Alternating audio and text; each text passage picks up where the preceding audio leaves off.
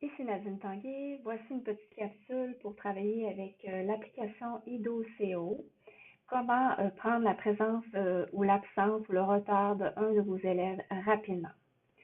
Donc, si je sélectionne le cours de mathématiques, maintenant, ici, je peux voir que j'ai des onglets. J'en ai présentement juste un et je peux en ajouter d'autres en appuyant ici sur le bleu, donc ici avec le petit plus. Donc, je pourrais ajouter, en cliquant sur le plus, l'onglet ici, par exemple, présence ou absence, c'est comme vous voulez. Et maintenant, j'appuie sur OK. Donc, ici, on peut voir qu'il y a présentement une nouvelle application. Pas une nouvelle application, mais un petit onglet qui s'appelle Présence. Je pourrais garder mon doigt dessus, le déplacer, donc clic, et décider ici, avec mon doigt, en appuyant sur les trois petites lignes ici, le déplacer en premier. Je pourrais aussi sélectionner une autre couleur. Donc, je clique et je le mets rouge. Et j'appuie maintenant sur OK. Oups, ici, j'en ai deux de rouge. Donc, je vais aller recliquer. Je vais encore ici sélectionner, par exemple, couleur. Et je vais venir plutôt écrire rose. Donc, si mon onglet présentement est vraiment sur présence, on peut voir l'étoile. Donc, c'est celle qui est active. Ça, ici, c'est très important. Si je veux prendre mes présences, il faut vraiment que je sois présentement sur l'onglet Présence.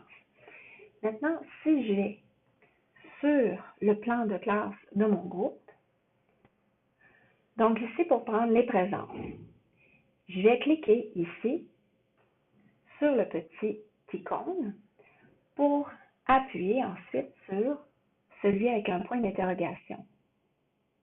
Et là, présentement, je peux voir apparaître tous sont présents. Donc, si j'appuie sur tous sont présents, ça va dire que tous les élèves sont présents dans la classe. Si je préfère, je peux cliquer sur le bureau de l'élève. Donc, ici, par exemple, sur Emery, je clique deux fois pour faire apparaître présent. Même chose pour Sarah Jane, j'appuie deux fois. Si je me suis trompée, je peux appuyer plus longtemps. Et ici, je pourrais dire qu'il est en retard. Je pourrais cliquer à nouveau une deuxième fois pour faire apparaître un X pour dire que finalement, Sarah Jane n'est pas présent. Donc maintenant, si je retourne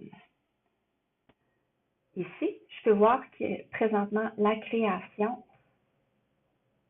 d'un tableau, en fait d'une colonne, automatiquement dans l'onglet Présence avec la date de la présence. Et ici, je peux voir justement les présences ou les absences. Ce qui est intéressant aussi, c'est si j'appuie sur le nom d'un élève, je peux aller ici dans Éditer étudiant. On a déjà travaillé avec les données, mais si je m'en vais dans l'endroit où c'est écrit Présence, je suis capable ici de voir rapidement quand l'élève était présent ou quand il est absent. Et ici, on peut voir un résumé. Et vous avez ici justement un petit dessin qui exprime rapidement que l'élève ici a été toujours présent. Si je fais la même chose avec la deuxième élève, donc je retourne dans Éditer, on peut voir ici total 100% d'absence. Et facilement, on peut cliquer sur le petit icône ici en haut. Et là, je pourrais décider de l'envoyer justement aux parents. Donc, j'appuie sur OK. Je peux choisir l'envoyer à l'étudiant, aux parents ou aux deux. Ici, je n'ai pas indiqué une adresse pour le parent, donc je vais juste prendre l'étudiant. On peut voir maintenant qu'on utilise automatiquement l'adresse créée pour l'élève. On voit ici apparaître le diagramme rapidement. Donc ici, c'est très simple d'envoyer l'information aux parents. Et bien sûr, il suffirait juste ici d'envoyer finalement la même information pour tous les élèves juste en cliquant OK, OK. Et ça va se faire très rapidement. C'était une petite capsule par Nadine Tanguay pour l'application IDO-CO.